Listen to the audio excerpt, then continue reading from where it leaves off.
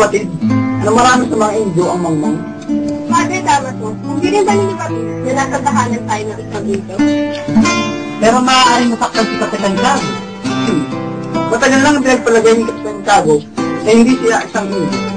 Inuulit ko, wala nang talo sa mga Indio.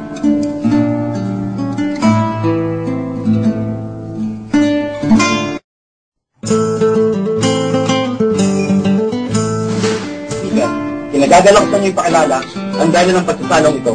Ang anak ng nasira kong kaibigan, si Don Crisostomo Ibarra, nagagaling nilang mula sa Europa. Sulat, mga amigo, yung mga pura ng ating dahil.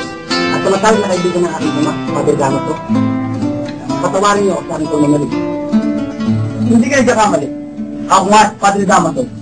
Ngunit, hindi ko naging matalik na kaibigan ng iyong ama.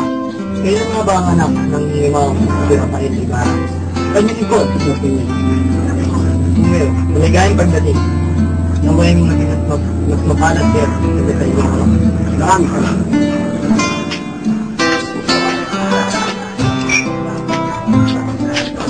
Dala po ang hapunan.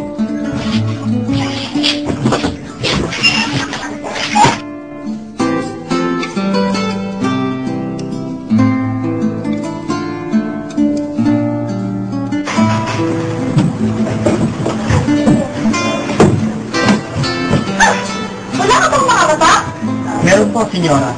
Mga matang mas malinaw pa kaysa sa inyo. Ngunit ako'y nakamasid sa inyong kulot na buhok.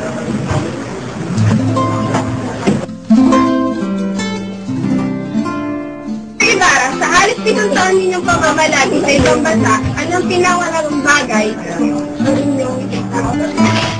Nang natutunan ko ang kasaysayan, nalaman ko ang kalayaan o pagkalipin ng isang bansa, magbibigka ng kasaganan o pagkikang dito. Siguro ang tayo ng pera mo para mong diyan? Wala ka na ba nakitang mas mahalaga? Isa kang bulag, Mr. Ibarra. Tatambat ng pagsitayalam yan. Magpapasalamat ako ng palagayang yung sa akin. Pagpaman ninyo, ngunit nagagaling ko lang sa malaking biyahe at may dapat pa akong masikasuhin. Ikaw na umalis si Ibarra, darating pa si Manda Clara. Bibisitahin ko lang po sabi, sa kanya may dapat pa akong.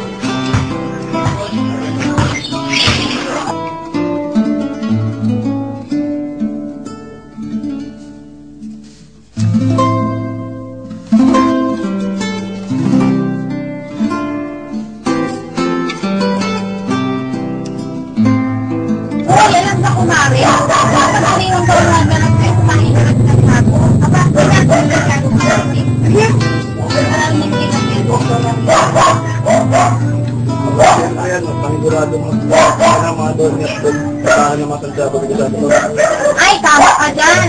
Kaya kailangan talaga natin Masasabi na naman ito? Ay, bueno.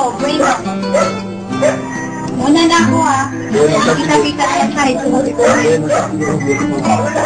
O sige, paalam ka. Kita-kita na lang.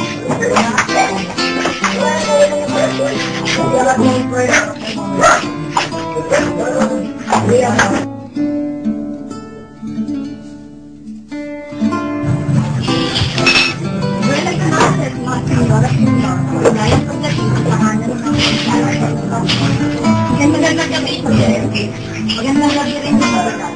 Pagkipan mo na kayo dito habang naghihintay ng mga. Grabe, napakaganda ng bahay nila. Oo, sobra, parang palasyo.